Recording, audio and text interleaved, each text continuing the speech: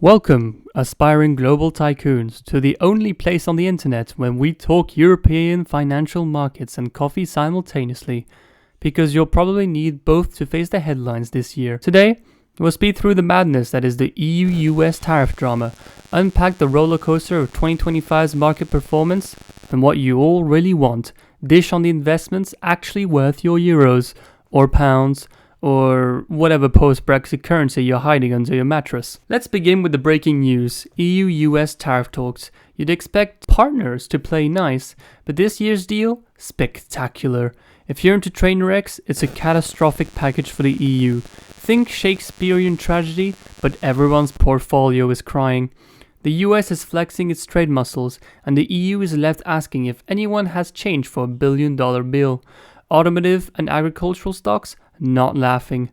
Cue the sad violin. On to the main event of 2025, otherwise known as Europe. The markets strike back. After last year's performance, European indexes strutted into the world stage, because why shouldn't the S&P get all the parties? The Stoxx Europe 600 and the Euro Stoxx 50 didn't just keep up, they boogied past expectations with robust gains, even managing to look stable while the rest of the world market did the cha-cha-cha slide. Investors gained much needed confidence, probably not from politicians, but that's a story for another video. Now, what are the key market drivers and trends, and who's pushing the buttons?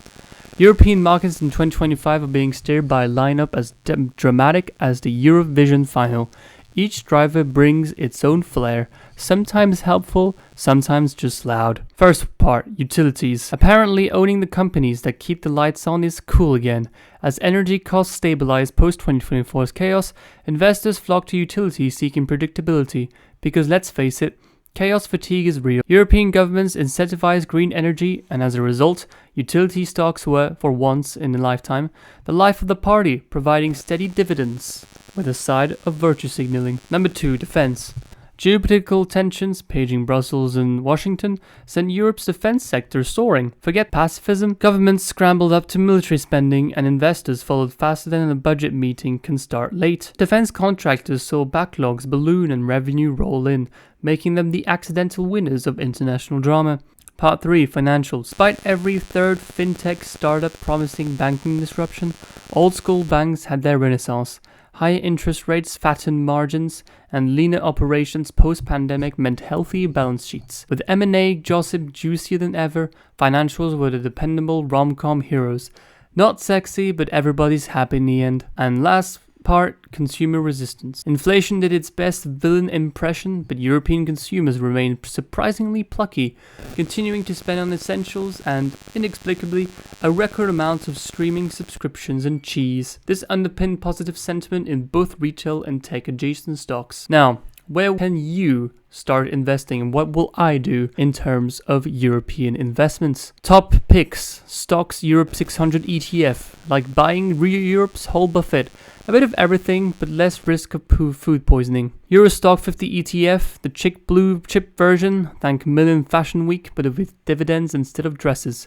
Why? Because broad indexes offer stability, sweet year-to-date gains, and the sort of diversification your financial advisor puts on Instagram stories. The winning sectors in stocks specifically, so utilities, defense, financials, and Spotify.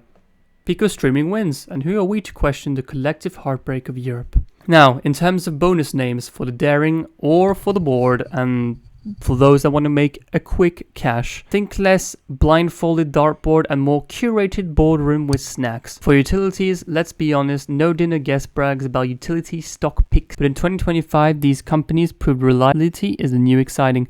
Major pan-European players offered irresistible yields and green energy exposure. Popular ETF holdings in this sector include firms like Enel and Iberdrola. That is a very weird name, but anyway. In defense, the party nobody wanted to attend but everyone profited from, big contractors, think Airbus Defence and Space, BAE Systems, enjoyed robust order blocks fueled by EU governments. So if you want to invest in that, and if your ethics are not too high, then be my guest. Financials, BNP Paribas, Allianz, and the like delivered thanks to steeper yield curves and widespread banking consolidation. The sector also basks in the glow of improved capital efficiencies, making these boring stocks anything but in 2025. Now, to the growth and specialty stars, as mentioned before in the video, Spotify's defied both competition and logic, demonstrating resilient subscriber growth and new revenue streams via podcasts and audiobooks.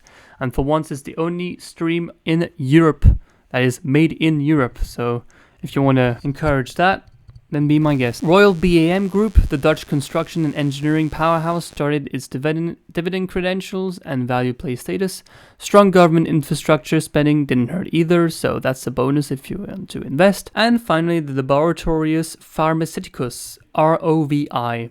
This Spanish pharma gem delivered both growth and stability, profiting from innovative drug pipelines and international expansion, proof that boring names can mean exciting returns. So, in conclusion, if you're tired of betting it all on big tech state fight, cast your net across the pond, maybe pick up a stocks ETF, sprinkle in some utilities, hum along to Spotify's profit tune, and most importantly, revel in the drama. European markets never disappoint. Smash those investment decisions and remember, always consult a professional or your neighbor's cat for financial advice, and not me. See you next time when we'll try to pronounce ECB with a straight face.